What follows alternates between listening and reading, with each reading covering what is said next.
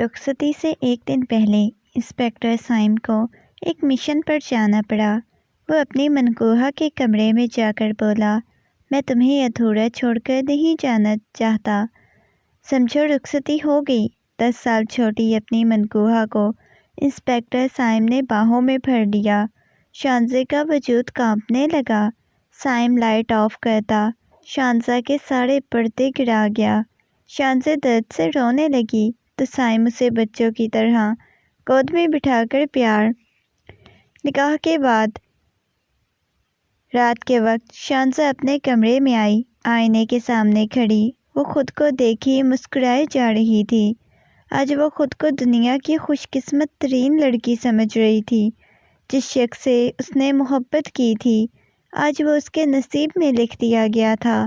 وہ اپنے ہاتھوں کی ہتھیلیوں پر لگی ہوئی مہندی میں سائم کا نام دیکھی جا رہی تھی۔ بساختہ ہی اس نے اپنی ہتھیلیوں پر لب رکھ دیے۔ رات کے وقت ان کی مہندی تھی اور ان کے نکاح آج ہی ہوا تھا۔ وہ آئینے کے سامنے کھڑی خود کو مسلسل دیکھے جا رہی تھی جب کمرے کا دروازہ کھلا اور سائم کمرے میں داخل ہوا۔ اس کے لبوں پر مسکراہٹ سجی ہوئی تھی اور آہستہ آہستہ چلتا ہوا اس کے قریب آیا۔ اگلے ہی لمحے وہ پیچھے سے اسے اپنے بازوؤں کے حصار میں لے چکا تھا۔ وہ کہنے لگا، میری جان، آپ کو پتہ ہے آج آپ بہت زیادہ حسین لگ رہی ہیں۔ اس نے مڑ کر سائم کی طرف دیکھا تو مزید اس کے لبوں کی مسکراہٹ گہری ہو گئی تھی۔ وہ اس کے کندھوں پر ہاتھ رکھتی ہوئی کہنے لگی کہ ابھی آپ انتظار کریں اور مجھ سے دور رہیں۔ ابھی تو ہمارا نکاح ہوا ہے، اتنا بھی صبر نہیں ہو رہا، پیچھے پیچھے بھاگ آئے ہیں۔ دیکھیے ہماری رات کو مہندی ہے، چلیں شاباش اب کمرے سے باہر جائیں۔ اگر کسی کزن نے دیکھ لیا تو پھر آپ کو پتہ ہے نا وہ کیسے ہنگامہ کھڑا کر دیں گے۔ بس اسے سمجھاتے ہوئے بولے جا رہی تھی اور اس کے خوبصورت سے سراپے کو دیکھے جا رہا تھا۔ سائم کہنے لگا، مجھے یقین نہیں ہو رہا، جس لڑکی کو میں نے اتنا ٹوٹ کر چاہا تھا آج وہ سچ میں مجھے مل گئی۔ وہ مسکراتی ہوئی کہنے لگی، میں ہمیشہ آپ کی تھی، اب چلیں شاباش کمرے سے باہر جائیں۔ یہ کہہ کر اس نے سائم کو کمرے سے باہر بھیجنا چاہا۔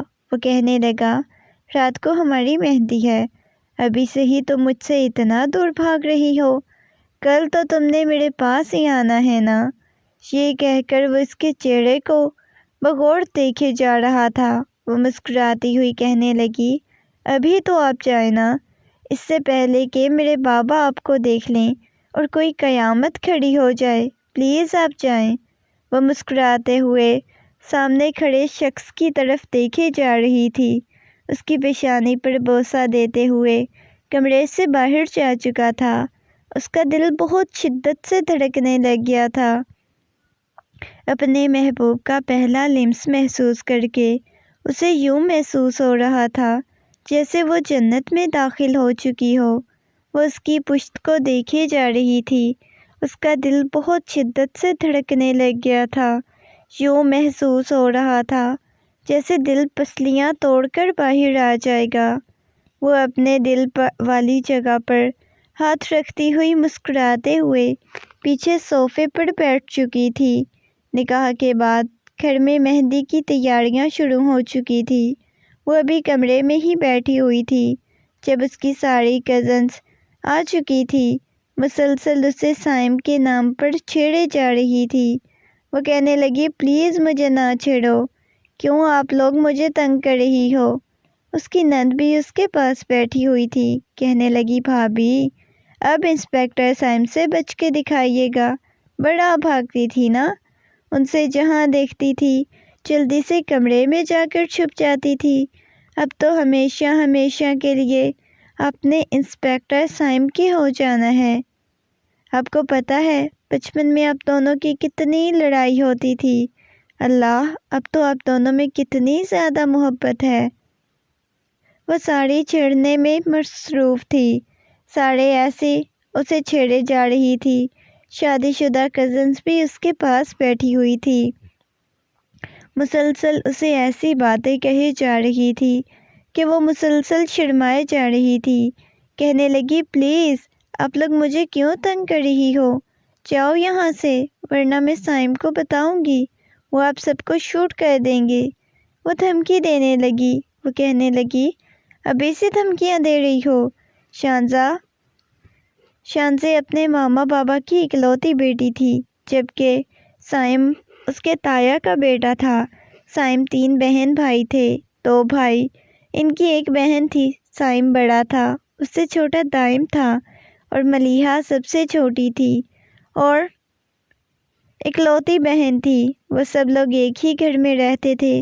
ہمیشہ ہی شانزے اور سائم کی لڑائی ہوتی تھی، اور سبھی اس لڑائی کو بہت زیادہ انجوائے کرتے تھے۔ جیسے جیسے وہ بڑے ہوتے گئے، شانزے کے بابا چاہتے تھے کہ وہ اپنی بیٹی کو خود سے دور نہ کریں، جس کی وجہ سے انہوں نے شانزے کا رشتہ سائم کے ساتھ کر دیا۔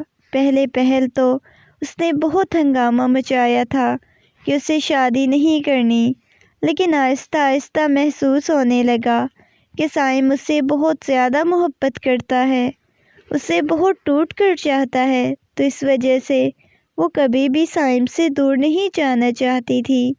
وہ اپنے ماما بابا کے پاس رہنے کی خاطر سائم تو کیا کسی کے ساتھ بھی شادی کرنے کے لیے تیار ہو سکتی تھی جو کبھی بھی اس کے ماما بابا سے دور نہ جانے دے۔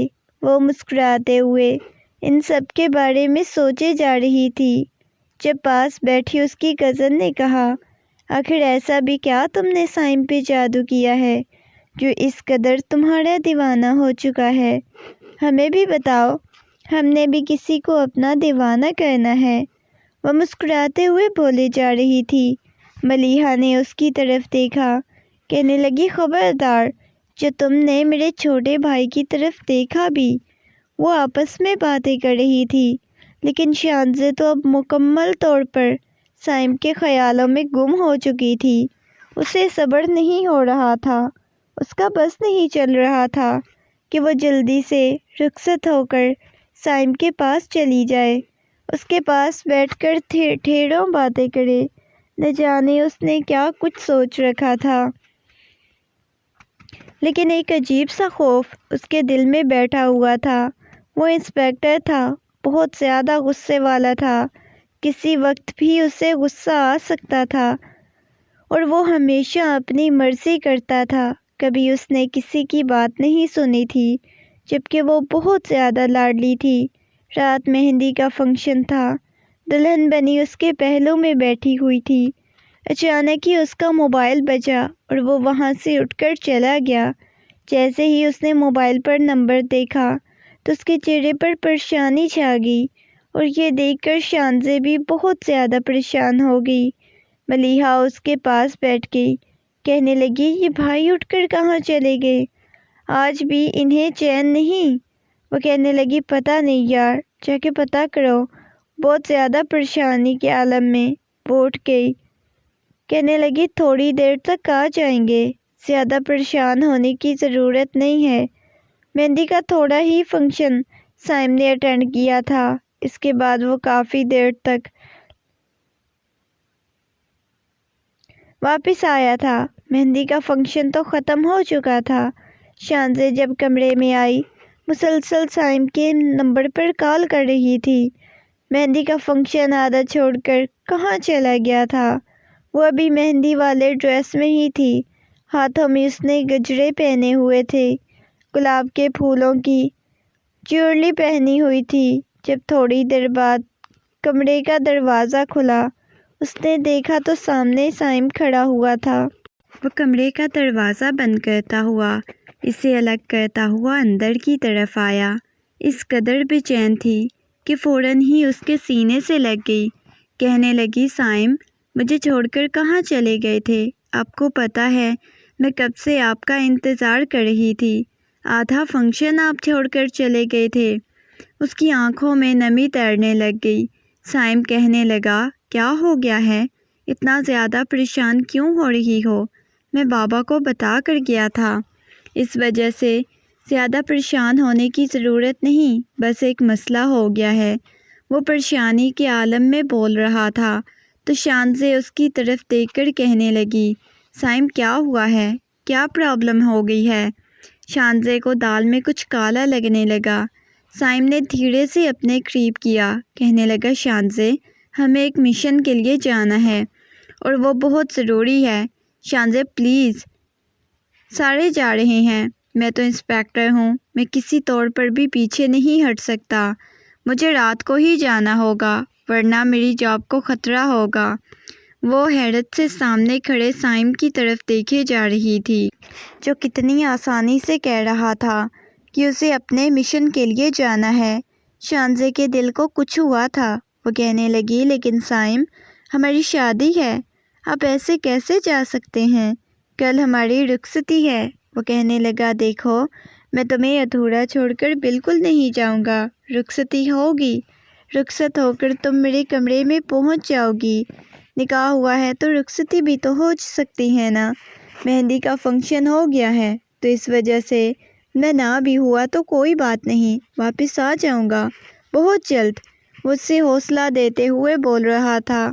وہ آنکھوں میں آنسو لیے سائم کی طرف دیکھتی ہوئی نفی میں سر ہلانے لگی، کہنے لگی، نہیں سائم، میں آپ کو نہیں جانے دوں گی۔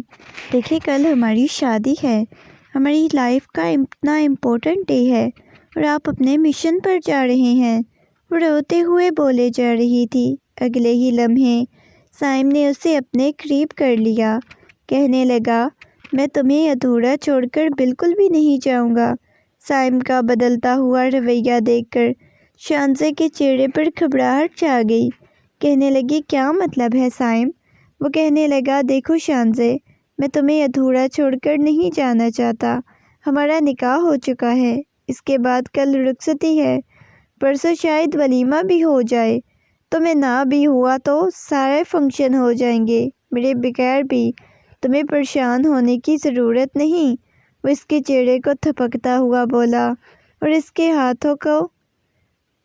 وہ اس کی باتوں کا مطلب اچھی طرح سمجھی تھی۔ وہ ایسی باتیں کیوں کر رہا ہے؟ وہ کہنے لگی، دیکھو سائم، ایسا نہیں کرو، تم مت جاؤ پلیز، بعد میں چلے جانا۔ اسے سمجھانے کی کوشش کر رہی تھی لیکن سائم اپنی ضد پر اڑا ہوا تھا، کہنے لگا، دیکھو مجھے جانا ہے، تم اس بات کو سمجھنے کی کوشش کرو۔ یہ کہہ کر وہ دھیرے دھیرے ساتھ ساتھ اس کے کانوں اور اس کے ہاتھوں سے گلاب کے پھولوں کے گجرے اور اس کے جھمکے اتار رہا تھا۔ وہ اس سے خود کو چھڑانے کی کوشش کر رہی تھی، کہنے لگی، نہیں سائم، آپ ایسا نہیں کریں گے، یہ غلط ہے۔ وہ کہنے لگا، کچھ غلط نہیں، تم کیوں مجھے روک رہی ہو؟ تم کون سا مجھ پہ حرام ہو؟ میں یوں تمہیں ادھورا چھوڑ کے بالکل نہیں جانا چاہتا۔ اس کے چہرے کو اپنے ہاتھوں کے پیالے میں بھرتا ہوا اس کی پیشانی پر بوسہ دینے لگا۔ اس کے بعد اس کے ہاتھ کو اپنے ہاتھوں کی گرفت میں لے کر جا بجا ان پر اپنا لمس چھوڑنے لگا، کہنے لگا، نہیں سائم، ایسے نہیں کرو۔ وہ خود کو چھڑانے کی ناکام کوشش کر رہی تھی، جبکہ وہ جانتی تھی سائم اب اسے چھوڑنے والا نہیں ہے۔ وہ رونے سسکنے لگی۔ سائم نے اس کی کلائی کو بہت زور سے دبوچا ہوا تھا۔ وہ کہنے لگی، سائم پلیز مجھے چھوڑیں۔ لیکن اگلے ہی لمحے وہ اسے پیچھے کی طرف دھکا دیتا ہوا کمرے کی لائٹ بند کر چکا تھا۔ وہ روتی سسکتی رہی، بار بار اسے یہ کہہ رہی تھی، آپ مت جائیں، میں اکیلی ہو جاؤں گی۔ دیکھیں آپ ایسے اکیلے چھوڑ کر کیوں جا رہے ہیں؟ لیکن سائم نے اس کی کوئی بات نہیں سنی اور چلا گیا اپنا ہر حق وصول کر کے۔ وہ بیڈ پر اوندھی لیٹی ہوئی تھی، مسلسل روئے جا رہی تھی۔ اسے نہیں معلوم تھا یہ سب کچھ کیا ہو چکا ہے۔ وہ گھر والوں کو بتا کر گیا تھا لیکن اگلے دن وہ اسٹیج پر دلہن کے روپ میں بیٹھی ہوئی تھی۔ سبھی کہہ رہے تھے، ماشاءاللہ دلہن کتنی پیاری ہے، لگ ہی نہیں رہی، لیکن لڑکا کہیں چلا گیا۔ کچھ لوگ بہت عجیب طرح کی باتیں بنا رہے تھے لیکن وہ بالکل خاموشی سے اسٹیج پر بیٹھی ہوئی تھی، جبکہ ملیحہ اس کے پاس آ کر بیٹھی، کہنے لگی اتنا خوبصورت تو تمہیں ولیمے والے دن لگنا چاہیے تھا جتنا تم آج لگ رہی ہو۔ سب خیریت تو ہے نا؟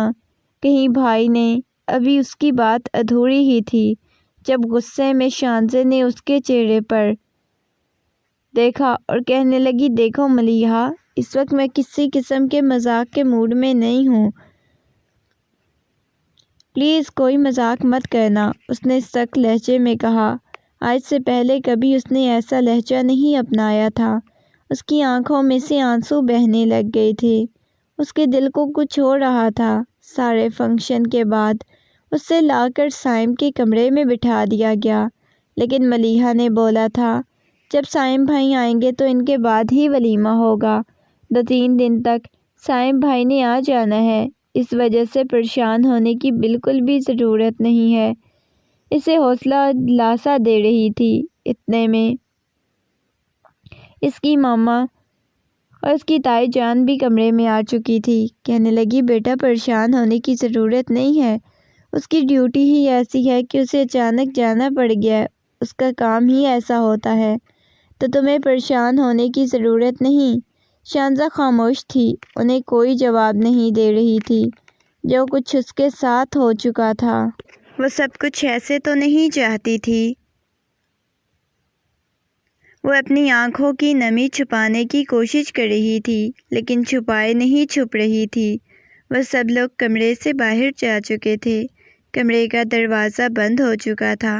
اس نے غصے میں سجے ہوئے بیڈ کی طرف دیکھا جہاں پر وہ اکیلی بیٹھی ہوئی تھی، اس کے ساتھ سائم نہیں تھا۔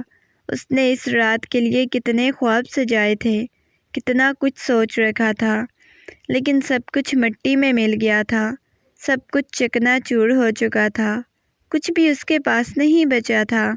اس نے غصے میں گلاب کے پھولوں کی پتیوں کو فرش پر پھینکا اور اپنی جیولری اتار کر اس نے کمرے کے درمیان میں پھینکی تھی۔ بہت بری طرح سے رونے لگ گئی، اس کا دل کر رہا تھا وہ چیخنے لگ جائے۔ اس نے اپنی لپسٹک کو اپنے چہرے پر پھیلایا تھا، آنکھوں کا کاجل پھیل چکا تھا، اس نے ہر چیز کو اتار کر پھینکا تھا۔ دوپٹہ اس کا کہیں پڑا ہوا تھا، وہ گھٹنوں پر سر رکھے مسلسل روئے جا رہی تھی۔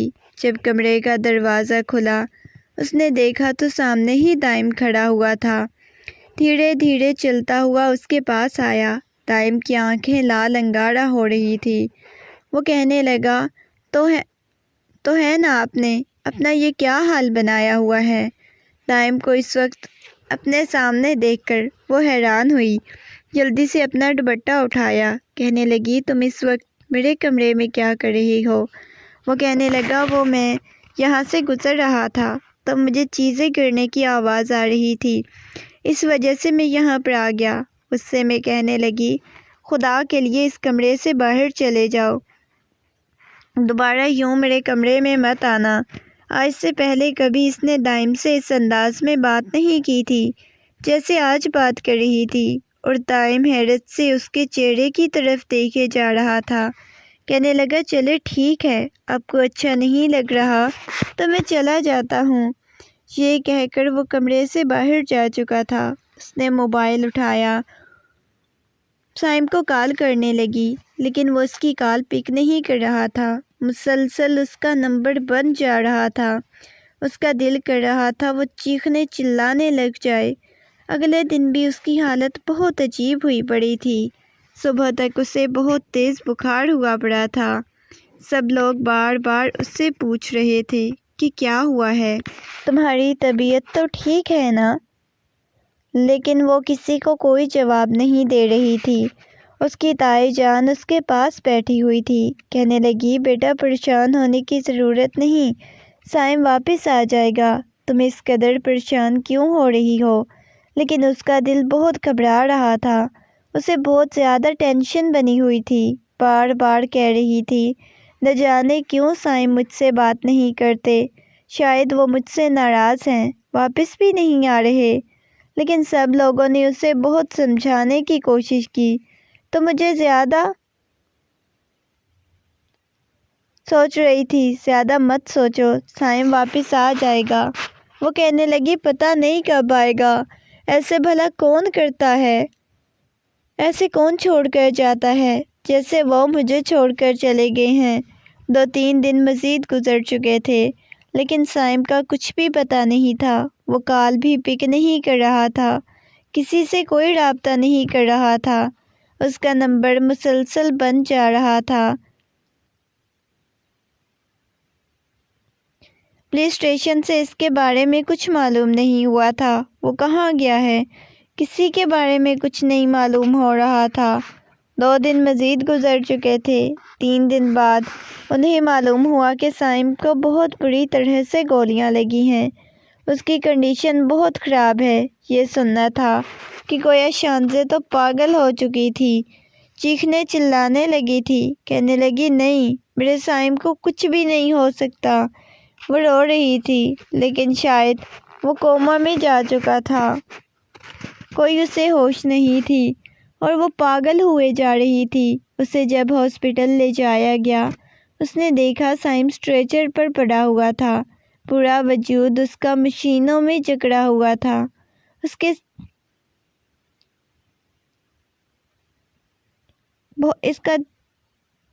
سینے پر سڑک ہے۔ بہت شدت سے رونے لگی، کہنے لگی اٹھے نا سائم، ایسے کیوں کر رہے ہیں؟ پلیز آپ نے مجھے اکیلا کر دیا ہے۔ وہ روتی سسکتی رہی لیکن ڈاکٹر نے بولا تھا کہ ہم ان کے بارے میں کچھ نہیں کہہ سکتے، انہیں کب ہوش آئے گا، کب ٹھیک ہوں گے۔ وہ تو گویا پاگل ہو چکی تھی۔ 2 ماہ گزر چکے تھے۔ اب اسے اپنی طبیعت بہت زیادہ خراب محسوس ہو رہی تھی، بہت زیادہ کمزور ہوتی جا رہی تھی۔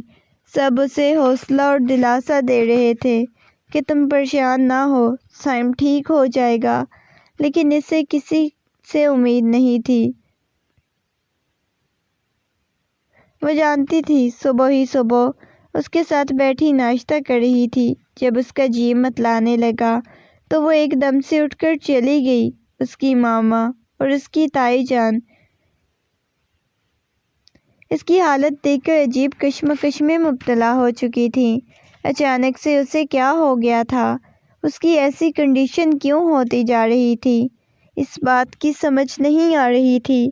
جو سمجھ رہی تھی شاید وہ اس چیز سے خود انکار کر رہی تھی کہ انہیں ایسا کچھ نہیں ہو سکتا۔ ابھی تک تو سائم کے اور اس کے درمیان کوئی رشتہ نہیں بنا تھا، پھر اگر ایسا تھا تو پھر وہ سب کچھ کس کے ساتھ؟ اس نے کیا کیا؟ یہ سوچے جا رہی تھی، اس کے پیچھے پیچھے گئی۔ وہ مسلسل واش روم کھولے، وہاں پر کھانس رہی تھی۔ باہر آئی تو شانزے کی مما نے اسے بازو سے پکڑ کر لا کر صوفے پر بٹھایا، کہنے لگی تمہاری یہ حالت مجھے بتاؤ کس نے کی ہے؟ یہ سب کچھ کیا ہے؟ وہ کہنے لگی کیا مطلب ہے؟ کچھ بھی نہیں ہے۔ یہ کہہ کر وہ رونے لگی جب اچانک اس کا سر چکرایا، وہیں گر کر بے ہوش ہو چکی تھی۔ جب اسے ہوش آئی تو اس کی مما نے زوردار تماچا اس کے منہ پر رسید کیا، کہنے لگی میں نے تم سے پہلے بھی پوچھا تھا کہ یہ سب کچھ کیا ہے؟ سائم رخصتی کے بغیر چلا گیا، پھر یہ تمہارے وجود میں کس کا بچہ ہے؟ اس کی مما کون ہے؟ میں چلاتے ہوئے بولے جا رہی تھی اور وہ کہنے لگی مما یہ سائم کا ہے۔ وہ روتے ہوئے بولے جا رہی تھی۔ تائی جان نے اس کی طرف دیکھا، غصے میں کہنے لگی خبردار، جو تم نے میرے بیٹے کے بارے میں ایسی بات کرنے کی کوشش کی، میرا بیٹا ایسا نہیں کر سکتا، وہ تمہارے قریب نہیں آ سکتا۔ پھر تم کیسے کہہ سکتی ہو کہ یہ بچہ اس کا ہے؟ مجھ سے بازو پکڑتے ہوئے لاؤنج کے درمیان میں پھینک چکی تھی۔ غصے میں اس سے پوچھے جا رہی تھی کہ حقیقت بتاؤ، کیونکہ یہ سائم کا نہیں ہو سکتا۔ تم کیسے کہہ سکتی ہو؟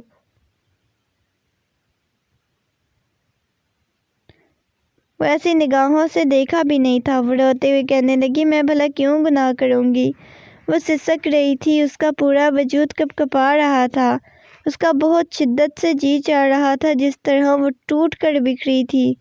سب اس پر الزام لگا رہے تھے، اس کے کردار کے بارے میں انگلی اٹھا رہے تھے۔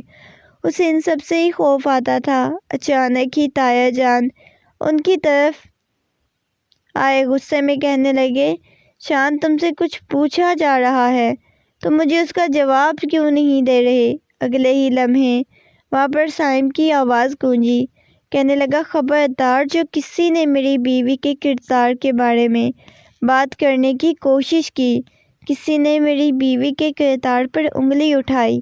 یہ کہہ کر وہ لاؤنج میں آیا۔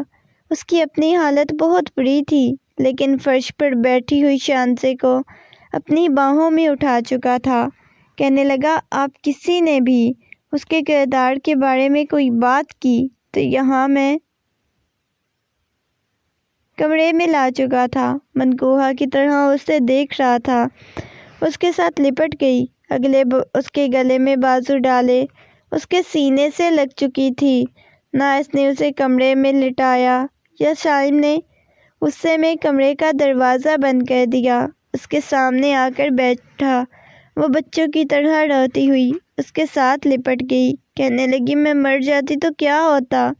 پھر ساری زندگی دیکھتے کہاں چلی گئی؟ کتنی اذیت اور تکلیف دی ہے سب نے مجھے مل کر، آپ ایسے مجھے چھوڑ کر چلے جائیں گے؟ ایسے کون چھوڑ کر جاتا ہے؟ روتے ہوئے اس کے سینے پر مکے برسا رہی تھی۔ وہ کہنے لگا، ابھی تو دوبارہ مجھے کوما میں بھیجنے کا ارادہ ہے کیا؟ ابھی تو کوما سے نکلا ہوں۔ چھپ کر اس کی پیشانی پر بوسہ دیتے ہوئے کہنے لگا۔ وہ اس کے سینے سے چپکی ہوئی تھی، کہنے لگی، میں نے کوئی گناہ نہیں کیا، آپ کو پتہ ہے نا، یہاں بھی میرے پاس آئے تھے، آپ کے علاوہ کوئی بھی میرے پاس نہیں ہے۔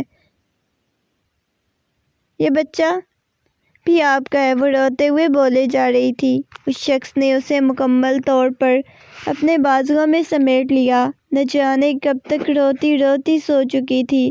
اس کا جی چاہ رہا تھا خود کو بھی یوں ہی کھینچ کر کوئی اسے سنبھال لے۔ معصوم سی لڑکی کی طرف دیکھے جا رہا تھا جو اس سے 10 سال چھوٹی تھی۔